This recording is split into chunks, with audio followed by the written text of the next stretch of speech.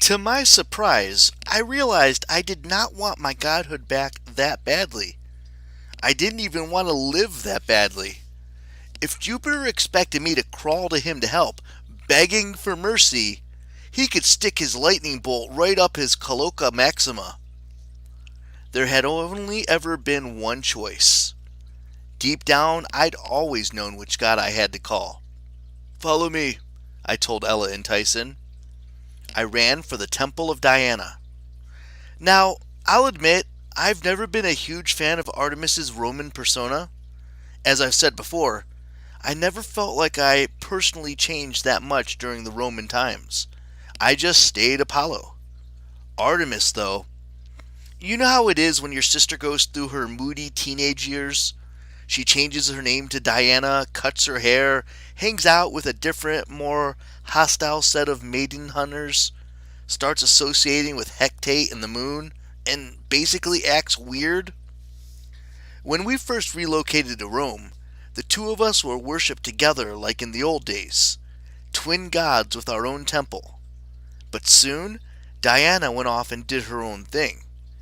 We just didn't talk like we used to when we were young and Greek, you know?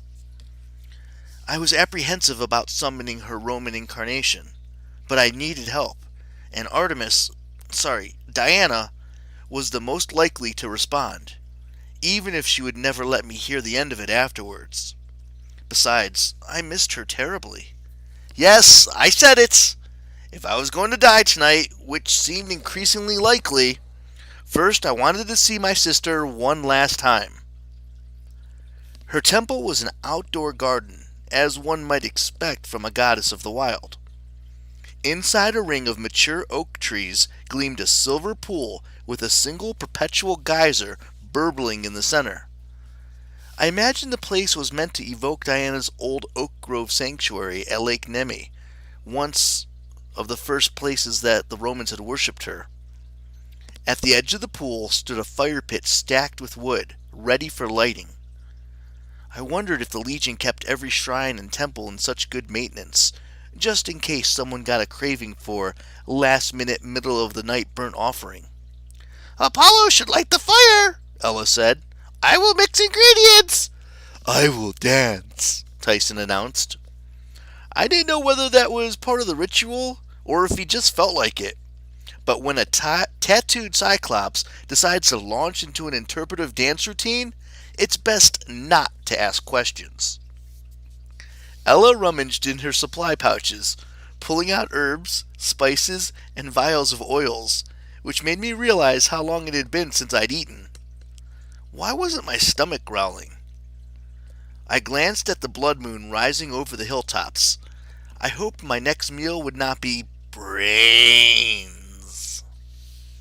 I looked around for a torch or box of matches. Nothing. Then I thought, of course not. I could have the wood pre-stacked for me, but Diana, always the wilderness expert, would expect me to create my own fire. I unslung my bow and pulled out an arrow. I gathered the lightest, driest kindling into a small pile. It had been a long time since I'd made fire the old mortal way, spinning an arrow in a bowstring to create friction. But I gave it a go. I fumbled half a dozen times, nearly putting my eye out. My archery student Jacob would have been proud. I tried to ignore the sound of explosions in the distance. I spun the arrow until my gut wound felt like it was opening up. My hands became slick with popped blisters.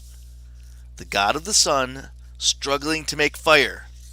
The ironies would never cease. Finally, I succeeded in creating the tiniest of flames. After some desperate cupping, puffing, and praying, the fire was lit. I stood, trembling from exhaustion.